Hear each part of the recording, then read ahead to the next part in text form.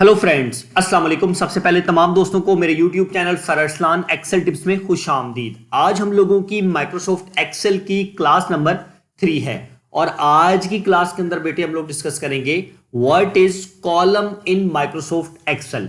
Microsoft Excel के अंदर column किसे कहा जाता है, कॉलम को आप कैसे आइडेंटिफाई करेंगे, माइक्रोसॉफ्ट एक्सेल के अंदर कॉलम कहां पे होता है। तो चलिए अब हम सीखते हैं कि माइक्रोसॉफ्ट एक्सेल के अंदर कॉलम क्या चीज है। बेटे जब भी आप माइक्रोसॉफ्ट एक्सेल को ओपन करते हैं तो इस तरीके का आपके पास एक इंटरफेस आ जाता है। जब भी इस तरीके का एक इंटरफेस सामने आपके पास आएगा तो आपको जब जहां से एक्सेल की शीट स्टार्ट हो रही होती है ये देखें, इस पर जब मैं क्लिक करता हूं तो यहां पर आपको एक जगह पे लिखा हुआ मिलेगा ए। इट्स मीन कॉलम ए, यानी कि ये वाले जितने भी सेल्स हैं या ये वाली जितनी भी रेंज है एक्सेल के अंदर, जब भी मैं इस पे क्लिक करता हूं तो ये पूरा एक कॉलम कहलाएगा और इसका नाम है कॉलम ए। जब मैं इस पर क्लिक करूंगा बेटे तो ये कहलाएगा कॉलम बी। जब मैं इस पर क्लिक करूंगा तो ये कहलाएगा कॉलम सी।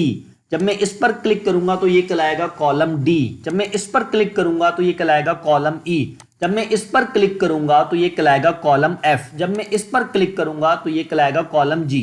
जब भी मैं किसी कॉलम को सिलेक्ट करता हूं तो आप देखते हैं कि ऑटोमेटिक नीचे तक पूरी रेंज जो है वो उस कॉलम की सिलेक्ट हो रही है, तो इसी वजह से इसको कॉलम कहा जाता है। बेटा कॉलम से मुराद ये जितनी भी एक जो पूरी वर्टिकल लाइन होती है पूरी, ठीक है, एक जो पूरी वर्टिकल आपकी लाइन है ये कॉलम कहलाती है और इसको एक नाम दिया गया है। हर कॉलम का एक नाम है, क्योंकि अगर नाम नहीं देंगे तो एक्सेल के अंदर आप कैलकुलेशन नहीं कर सकेंगे।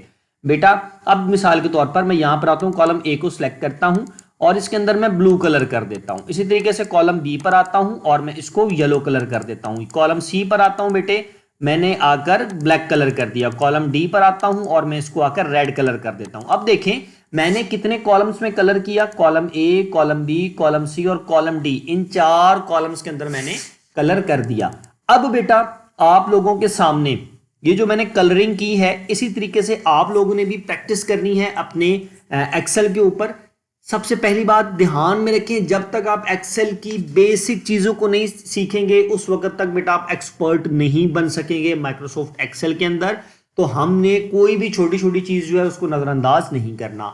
बेटे आज की इस क्लास के अंदर हम लोगों ने सीखा कि माइक्रोसॉफ्ट एक्सेल के अंदर कॉलम किसे कहा जाता है। मैं उम्मीद करता हूं कि आप लोगों को वीडियो पसंद आई होगी। मेरी वीडियो को लाइक जरूर कीजिएगा, मेरे चैनल को सब्सक्राइब करना ना भूलिएगा। आज के लिए मुझे इजाजत दीजिए, अल्लाह हाफिज।